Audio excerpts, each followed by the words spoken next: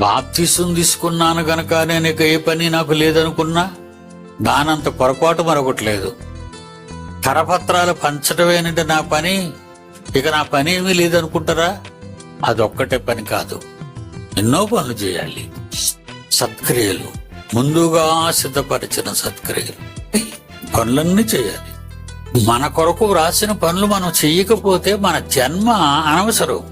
దేవుడు మనల్ని పుట్టించాడు తన పనులు చేయమని, కానీ దేవుని పనులు చేసి మనం న్యాయం చేయటానికి బదులు ఏ పని చేయకుండా ఆదివారం గుడికొస్తే చాలు, చందా ఇచ్చేస్తే చాలు, ప్రార్థన చేస్తే చాలు, కరపత్రాలు పంచితే చాలు, వాక్యం ప్రకటిస్తే చాలు, ఇందులో ఏ ఒక్కటి చేసుకొని ఉంటే ఎలా అవుద్ది? అన్ని పనులు మీరు చెయ్యాలి. ఇవన్నీ చేస్తేనే తప్ప మనం వెళ్ళలేం కదా పరలోకం.